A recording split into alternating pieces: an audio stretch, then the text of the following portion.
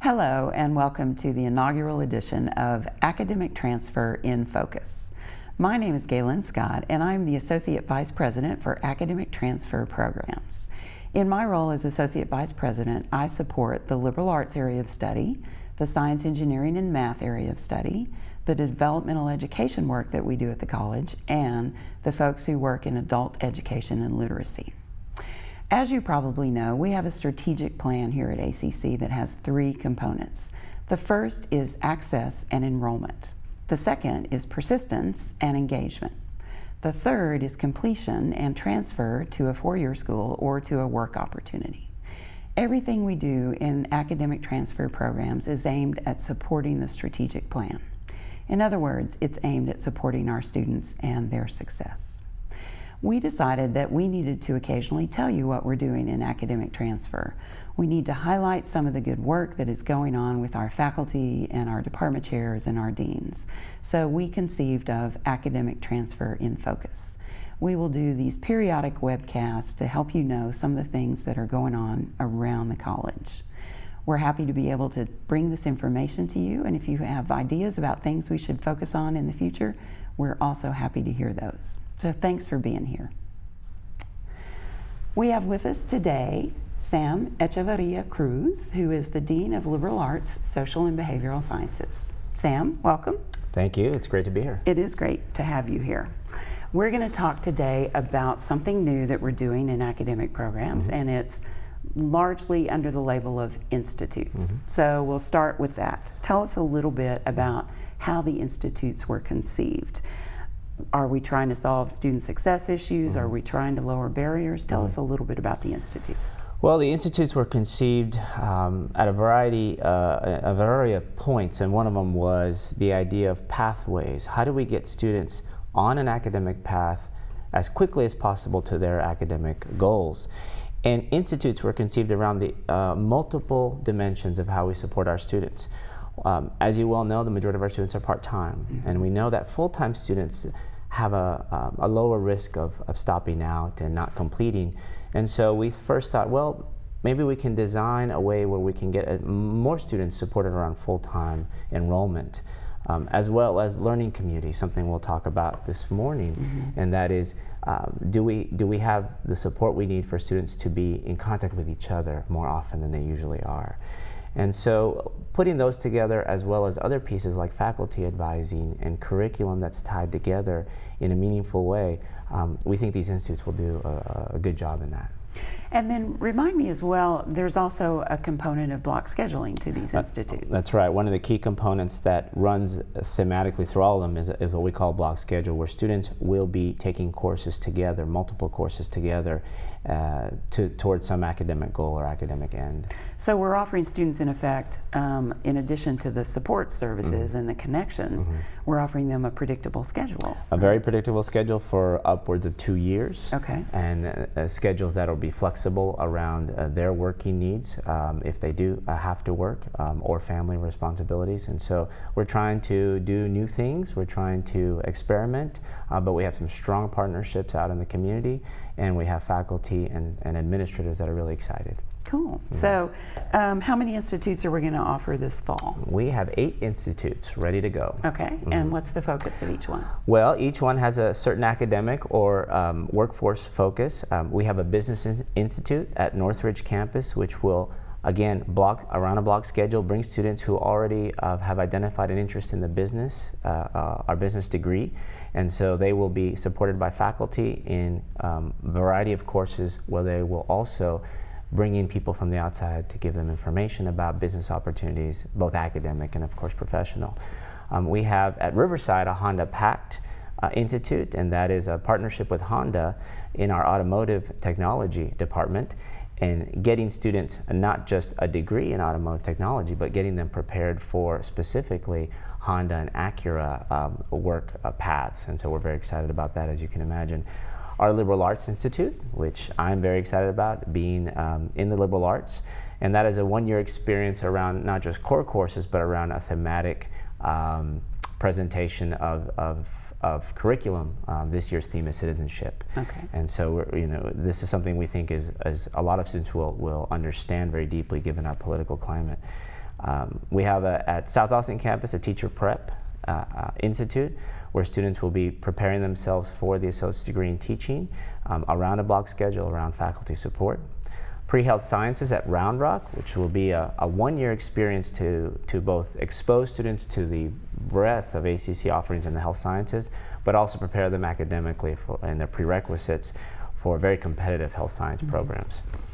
We have a IT Institute, Information Technology Institute at Riverside, and that will lead to a one-year networking certificate. And one of the exciting parts there is a required internship in industry and networking. And so there will be many transitions, we hope, from that networking certificate into an academic degree and into the workforce. We have a pre-engineering institute at Riverside, and that is a one-year preparation for our very successful Chevron Academy partnership with Texas A&M Engineering Department.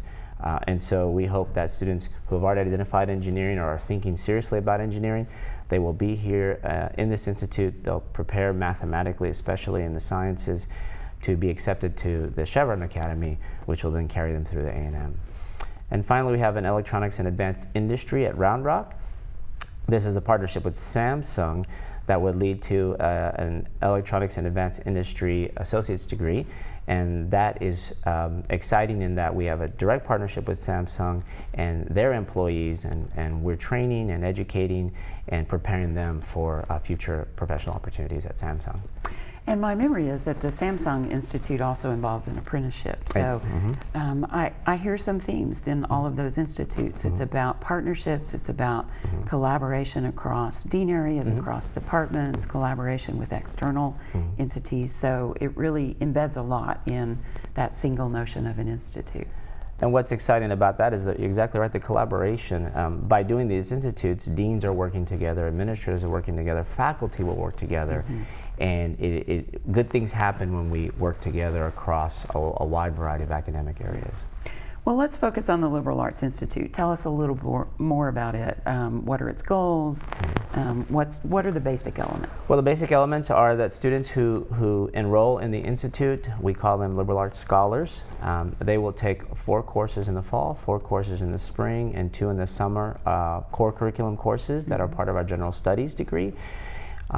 They will take them in a block, either in the morning, in the afternoon, or in the evening for the entire year. And with that, as they come in, our goal is to make, first of all, enrollment as seamless as possible, access. And so once they've been enrolled in the Institute, the registration is taken care of in terms of the technical side of it. And so they're ready to hit the ground running. Obviously, in a block, they'll be with all other students in all those 4 courses. The faculty will work together to align the curriculum. And what's most exciting is that we have partnerships with St. Edward's University, and we're building one with Texas State University at Round Rock to offer students direct access to life at a 4-year university, academic paths, advising. And so we really, from day one, we want students to be thinking about that next step already. Okay. So is that the thing that excites you the most about the Liberal Arts Institute? That is one of the exciting components. Another one is that because we are working together, the faculty are working together throughout the whole year, they'll be working on one large project. We call it a critical thinking inquiry project, where they'll take a theme, something they're interested in, something that they might be thinking about even professionally, weave it into all their courses, and then present at the end of the year at a symposium. Okay. And we want the community to be there to see their students excelling, their students being supported and excited about their studies, and of course about the future. That's really interesting. What kind of student do you think would do well in this institute? In this institute, we're hoping students, we hope we get students who are curious. They're coming from high school, the majority of them, and we hope that they're curious. There are a lot of changes happening in society, and it's the liberal arts where we get to discuss those in detail. We get to discuss what it means to be a citizen, what it means to live in a society that's changing, what it means to be a global citizen. And so that would be the first thing I think is really what I'm looking for. Curiosity can take you a long way, because we'll have faculty who would invest you'll be among other curious students. And we're going to be very flexible to make sure that students are really engaged with the material. And another one would be a student who's looking for a much more of a traditional college feel. You'll be taking courses with the same, hopefully 35 people for the entire year. You're going to build strong bonds. You're going to build a lot of academic and personal relationships. And that's something that we rarely get to offer at community colleges generally, and even four-year institutions. So that's another exciting part, Right. and that's the kind of student we hope is interested in this. And then I heard you say they're coming straight from high school. So are you particularly seeking students fresh out of high school? Is that the population this is aimed at? We think so, since the courses we're offering are are the first set of core curriculum courses. Okay. We do have a large dual credit population, but they've already would have taken many of these courses. So we assume it'll be students that are right at the beginning of their academic career that could really take advantage of all the support and the academic environment we're trying to create. So really, the Liberal Arts Institute doesn't necessarily just prepare students for liberal arts degrees. It could conceivably be a foundation for other academic paths. That is also an exciting part, in that the liberal arts and the degree itself is flexible. And so we want students to be thinking about math and science and technology, of course even other professions and academic paths. And with our degree and our one-year program, we are embedding the academic preparation for all of those other possibilities. And so we're very flexible. Texas State is very excited because their general studies degree is also very flexible. Oh, okay. And so students can take multiple minors, and that's the entire degree at Texas State, and our degree feeds directly into theirs. Okay. Let's talk about the faculty role in the Liberal Arts Institute a little more. You've touched on it, but what's your vision for the faculty? Well, we hope that this is an opportunity for faculty to do some innovative work alongside other faculty. Here at ACC, as in many other places, faculty are excellent in the classroom, but we all tend to work by ourselves as we are dealing with and working for our students. We try to create as many opportunities at ACC for faculty to work together. This is a unique one where they'll be working together in their own disciplines, but building bridges across disciplines, and it's true interdisciplinary, transdisciplinary work.